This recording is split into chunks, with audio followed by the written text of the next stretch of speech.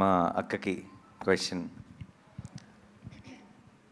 Court సంగతి తర్వాత మాట్లాడదాం. చిన్నప్పుడు తమ్ముడిని బాగా టార్చర్ చేసామని బయట రూమర్స్ ఉన్నాయి, అది నిజమా కాదా?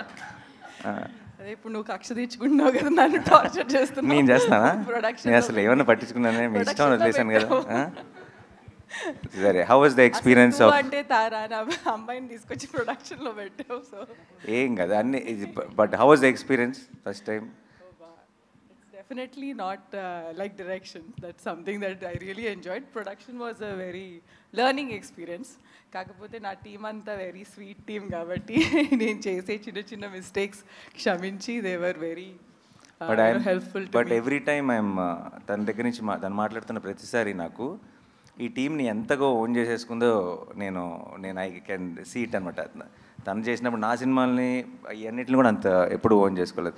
మన పాట హిట్ అయింది, మన రీల్ బాగా వెళ్తుంది, ప్రతిదీ నాకు చెప్పి ఒక చిన్నపిల్లలాగా ఎక్సైట్ అయిపోతుంది. And I was so happy to see that.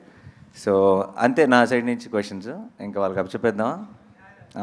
ఇప్పుడు దాకా జరిగింది వార్మప్ మాత్రమే, అసలైన అటాక్ ఇప్పుడు జరగబోతుంది. నేను పైకి వచ్చి సరే నానిగారు మీ దగ్గర నుంచి స్టార్ట్ చేద్దాం. నానిగారు మీ దగ్గర నుంచి స్టార్ట్. నానిగారు ఇటు వచ్చేసేయండి. ఇక్కడ ఉన్నా, ఇటు వచ్చేసేయండి నానిగారు.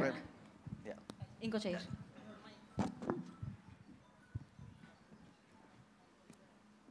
సో ఇంకా ఇన్ఫర్మేషన్ వచ్చిందనమాట, సినిమాకి సంబంధించి టీంకి సంబంధించి నాన్నగారు ఇచ్చారు.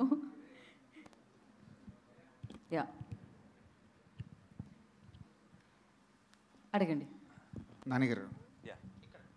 సార్, వాళ్ళల్లో వాళ్ళకి గొడవలు ఓకే, మీ వరకు వచ్చిన గొడవ ఏంటి? ఇదే వీళ్ళిద్దరి మధ్యలో ఏంటి, వీళ్ళిద్దరూ ఎవరు హీరో అని వీళ్ళిద్దరి మధ్యలో పోటీ నడుస్తున్నాడు.